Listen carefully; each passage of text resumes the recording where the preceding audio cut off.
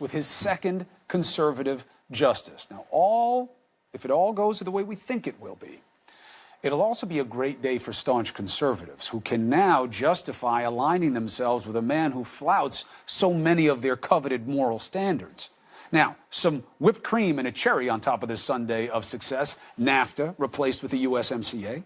That provides marginal improvements for the U.S., good job numbers, another dip in unemployment, putting it at the lowest level since 1969.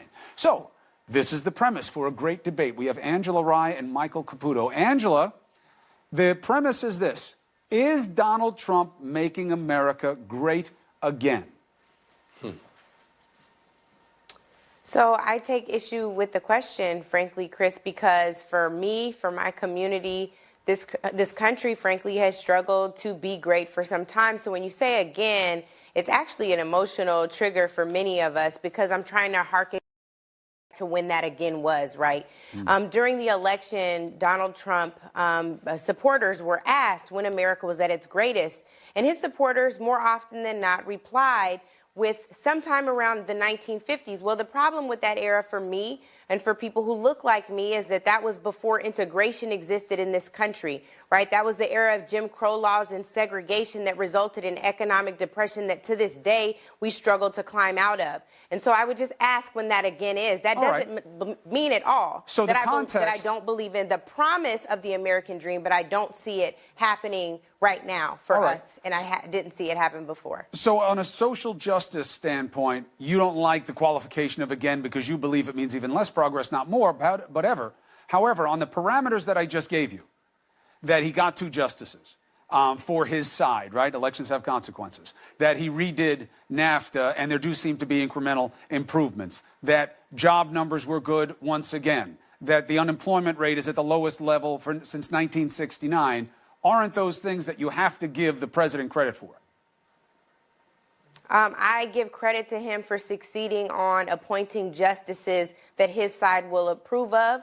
I, however, would frown upon what they stand for. I don't believe that that's taking America towards greatness. I actually believe that it's setting us back. If you look at the Lawyers Committee on Civil Rights report that they put out about Judge Kavanaugh's record, it's clear that they would be setting us back. If you look at the unemployment numbers, sure, on paper, these very same numbers that he claimed were fake when he ran for office. If you look at them, I would say that we have an issue with the number of people who are reporting unemployment, right? There are a number of people who have given up. And I think that overall we have to look at the substantial economic depression that exists in black and brown communities, the fact that they are getting rid of people who are undocumented in this country at astronomical numbers and separating families from their children. I think we have to look at this not just in the context of what conservatives would like to see, but in the whole of America. What is right and what makes us great as a whole? And I would say we're substantially missing that mark. All right, so this is going to be a matter of perspective, because when you talk to people on the right,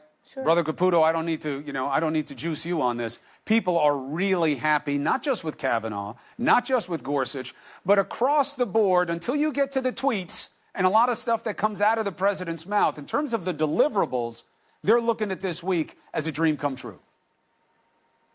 We are. I think we have a lot of heroes, surprising heroes in the United States Senate as well. I didn't expect to see Mitch McConnell and Lindsey Graham and Susan Collins. And, Chuck Grassley is the real hero here. We saw a lot of people stand up and stand strong, I think in a lot of ways because they see President Trump standing strong. He didn't waver on his nominee like past Republican presidents might have. And I think the strength of this president, whether you like his tweets or his rally comments or not, inspired the United States Senate to stand up for Brett Kavanaugh. And I think there's a lot of ironies in what's happening right now.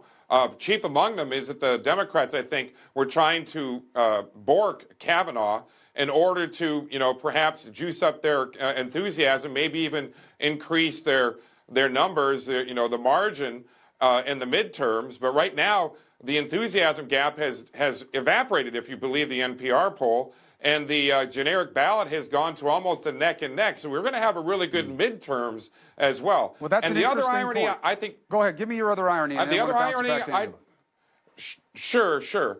The other irony is, this was, this is Kennedy's seat, but if you look back at it, This was Robert Bork's seat, and he got, as we say, he's now a verb. He got borked. Right. And well, they took care of that problem. If they had actually.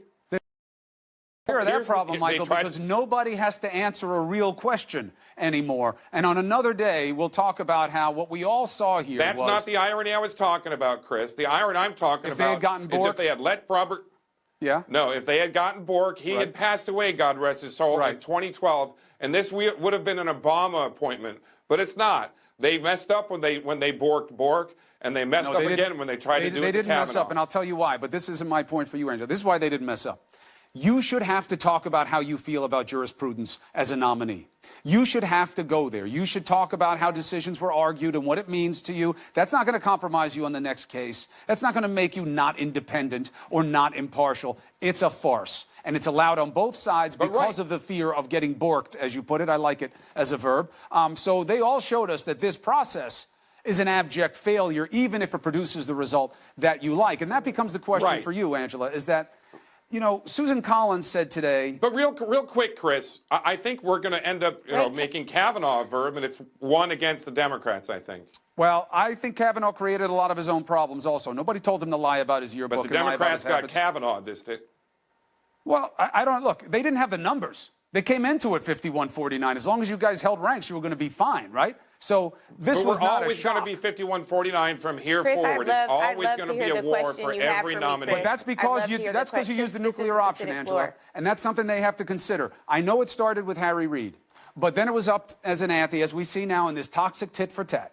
And if they don't go back to 60 votes, Angela, that's all this is ever going to be, is an ugly power play and the other one playing for desperation. Do you think we have bottomed and that there will be some move to make improvements? I think the real challenge I have with this particular process, right, is that sexual assault and sexual harassment should not be a partisan issue. Right. But somehow it became one, right? You can look back on Susan Collins' comments about Senator, I almost said Senator Frank. Why can't I think of his name? The Franken? senator from Minnesota. Franken. Yes, from Franken. I was thinking about Barney Frank. I cannot get. I'm sorry, Congressman Frank, former Congressman Frank, but I couldn't get him out of my mind.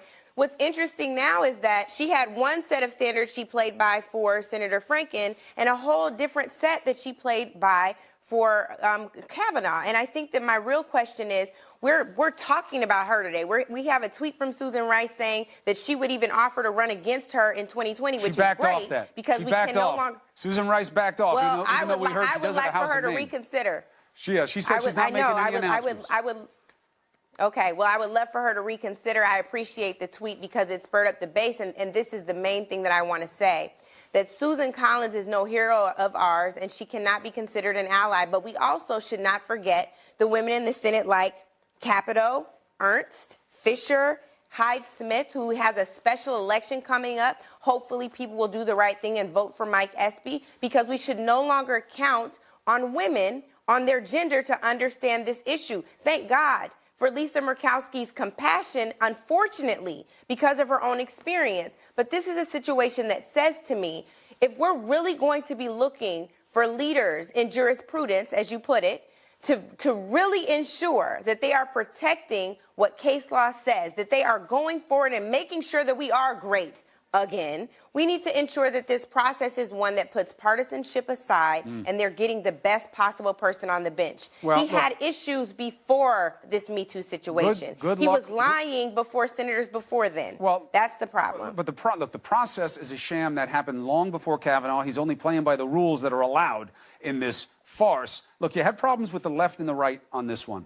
And you had Murkowski and who came to opposite determinations, but with the same basic understanding of the process, which is that it stinks. So the question is going to be, who's going to change it? Because if nothing else comes out of this, we know it cannot happen this way again. This was completely unacceptable. But what was acceptable are the arguments made by Caputo and Rye. Thank you very much for keeping it decent, even within disagreement. Thank you. Now, my next guest testified at Kavanaugh's confirmation hearings. He warned senators not to confirm him. Why? Because John Dean was worried about weakening the judiciary's check